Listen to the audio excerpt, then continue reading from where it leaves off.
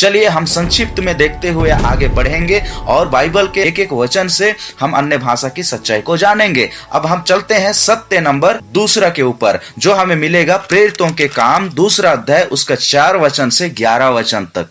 यहाँ हम देखते हैं कि वे सब पवित्र आत्मा से भर गए और जिस प्रकार आत्मा उन्हें बोलने की सामर्थ दे रहा था और वे अन्य अन्य भाषा बोलने लगे और सब जातियों के यहूदी अचंभा करके कहने लगे कि हम अपनी अपनी भाषा में उनसे परमेश्वर के बड़े बड़े कामों की चर्चा सुनते हैं। मेरे प्रिय, पहली बार जब विश्वासी पवित्र आत्मा से भरे थे तो वे सभी अन्य भाषा में बोलने लगे। अन्य भाषाएं ऐसी भाषाएं थी जिन्हें दूसरे लोग तुरंत समझ लेते थे, इसलिए अनुवाद के उपहार की कोई आवश्यकता नहीं थी उस वक्त, क्योंकि उन सबों को समझ में आ रही थी। लेकिन मेरे प्रियो, यदि हम 4 वचन में ध्यान दें तो यहाँ स्पष्ट है कि जो लोग वहाँ अन्य भाषाओं में अन्य भाषाओं में बोल रहे थे वे स्वयं ही अन्य भाषाओं में बोल रहे थे। पवित्र आत्मा ने उनकी जीभ नहीं हिलाई थी, उनके जीभ को या उनको पवित्र आत्मा ने अपने वश में नहीं कर लिया था, अपने कंट्रोल में नहीं ले लिया था। जैसा कि आज लोग कहते हैं कि पवित्र आत्मा के दबाव में या उसके बहाव में हम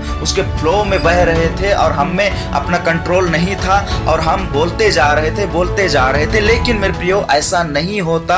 वहां वो लोग जो अन्य भाषाओं में बोल रहे थे तो पवित्र आत्मा ने उनकी जीभ नहीं हिलाई थी, उन्हें अपने कंट्रोल में नहीं लिया था, बल्कि वे स्वयं अपनी आत्मा के द्वारा वो अन्य भाषाओं में बोल रहे थे, अपनी चुनाव शक्ति से, अपनी आत्मा के द्वारा। जैसे कि अपनी आत्मा से हम बात करते हैं कि किसी से भी हम बात करते हैं, अपने शब्दांश बनाते हैं, तो अपनी बोल चाल की जो बातें हैं वो हम अपनी आत्मा के द्वारा करते हैं। तो ठीक उसी प्रकार वो अपनी ही आत्मा से अन्य भाषा बोल रहे थे, ना कि पवित्र आत्मा ने उनका जीभ हिलाया था। तो वहां लिखा है कि आत्मा ने ही बोलने की शक्ति दी, यानी स्वयं की आत्मा ने ही वो शक्ति दी और उन्होंने बोला, क्योंकि वो पवित्र आत्मा से भर गए थे और फिर अपनी आत्मा के द्वारा वो बोल रहे थे, वो स्वयं बोलने लगे थे। क्योंकि मेरे प्रिय भाई बहनों, बड़े ध्यान से इस बात को समझिए कि परमेश्वर ने हमारे सामने अच्छाई और बुराई दोनों रखा है और उसने हमें स्वतंत्र छोड़ा है, उसने हमारी स्वतंत्रता नहीं छीनी। चाहे तो हम अच्छाई को चुनाव कर सकते हैं, चाहे तो हम बुराई को चुनाव कर सकते हैं,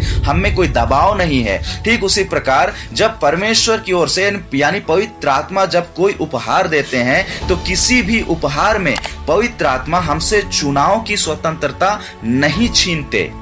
वास्तव में आत्मा का फल आत्म नियंत्रण है। गलातियों 5 अध्याय उसका 23 वचन, केवल दुष्ट आत्मा से ग्रस्त लोग ही खुद पर नियंत्रण खो देते हैं। बड़े ध्यान से इस बात को समझिए, केवल और केवल दुष्ट आत्मा ग्रस्त लोग ही खुद पर नियंत्रण खो देते हैं। जो व्यक्ति आत्मा से भरा हुआ है उसका खुद पर किसी और से ज्यादा नियंत्रण होगा। भविष्यद्वक्ताओं की आत्मा भविष्यद्वक्ताओं के नियंत्रण के अधीन है। 1 कुरिन्थियों 14 अध्याय उसका 32 वचन। तो हम जानते हैं इस बात को कि हमारा जो आत्मा है या तो फिर हमारा जो नियंत्रण है वो छीन नहीं सकता। पवित्र आत्मा हमसे हमारा नियंत्रण नहीं छीनता और हमारी स्वतंत्रता नहीं छीनता। वो हमारे वश में होता है हमारा अपना नियंत्रण, कोई और का नियंत्रण हमारे ऊपर नहीं है।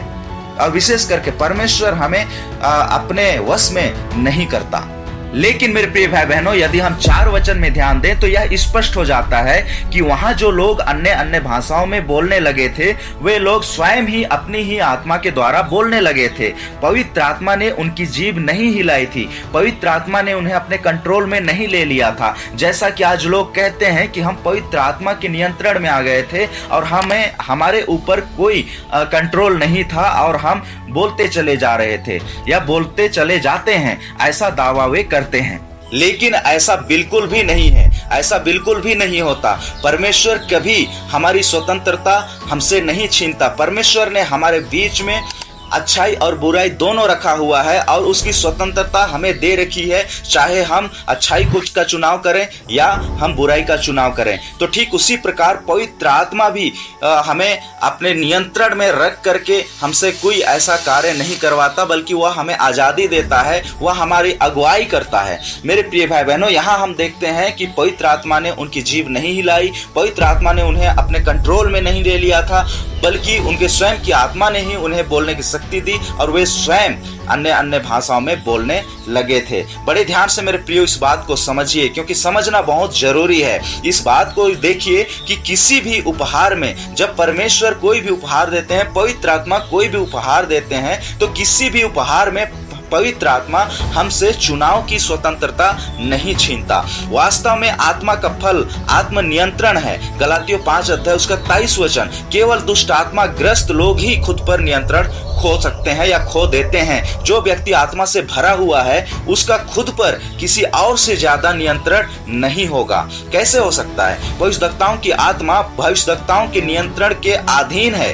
पहला कुरिन्थियों 14 अध्याय उसका 32 वचन। मेरे प्रिय भाई बहनों, इस बात को समझना अति आवश्यक है, वरना ये विवाद होता ही रहेगा। लेकिन यदि हम इस बात को बारीकी से समझते हैं, बाइबल के वचन को ध्यान से पढ़ते हैं, तो यह स्पष्ट हो जाता है जो बिब्लिकल होना चाहिए। हमारी कोई भी बातें, कोई भी विचार बाइबल के विरोध में नहीं होना चाहिए, बाइबल से मेल कर खाना चाहिए, तो वही सत्य होता है। मेरे प्रिय भाई बहनों, मैं उम्मीद करता हूं कि आप इस बात को समझेंगे। यदि समझ में नहीं आती है तो आप वापस से सुनिए और देखिए वचन के साथ में, तो आपको समझ में आएगा। चलिए हम संक्षिप्त में देखते हुए चले जाएंगे। हम सत्य नंबर 3 की ओर चलते हैं, जो हमें मिलेगा प्रेरितों के काम 10 अध्याय उसका 46 वचन।